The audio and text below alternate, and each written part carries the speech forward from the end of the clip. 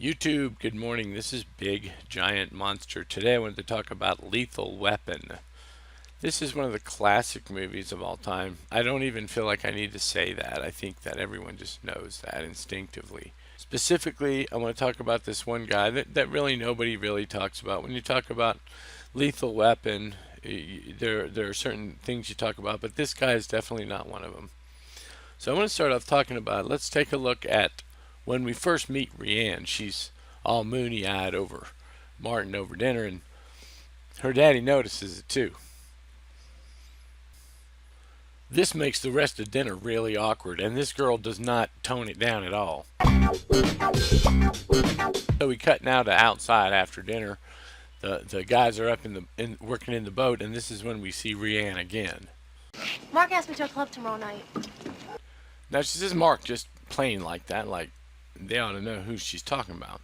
So it's somebody that she's seeing. It's some boy, right?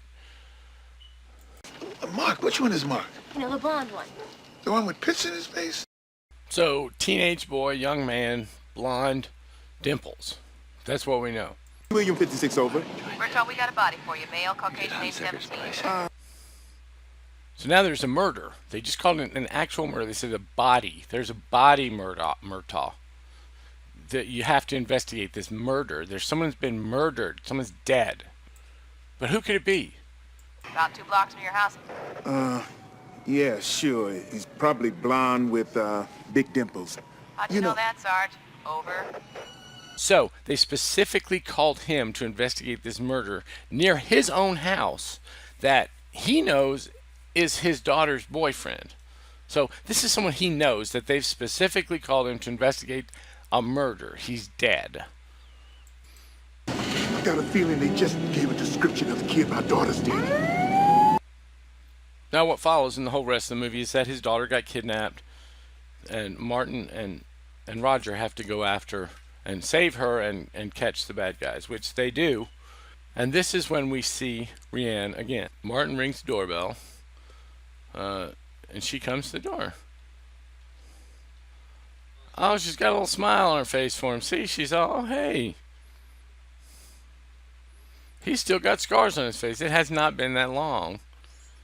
And they have a little talk and blah, blah, blah.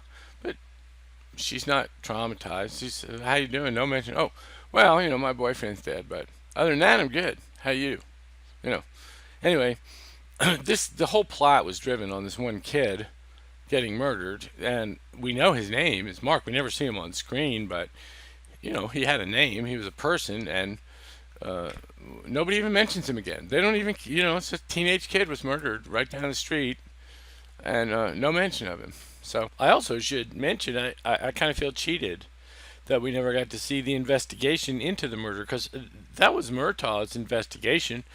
Did he have to complete that investigation? That seems kind of bad that they would assign him a case of someone that he knew.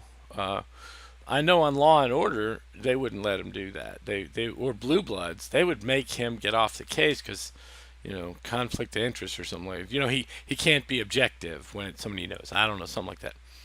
Although he didn't know the guy that well, he didn't even remember his name or what dimples were. Remember this scene from Beverly Hills Cop? Hey, look, we're talking about a friend of mine here. Yes, we are, aren't we? So, it could have been a whole nother movie where Murtaugh and Riggs team up and go after I guess it wouldn't have been much of a movie because they know who murdered the kid. But still, would have been nice to mention the guy again. Rest in peace, Mark with dimples on Lethal Weapon. I'm sure you were a good guy. This is Big Giant Monster. Have a good day.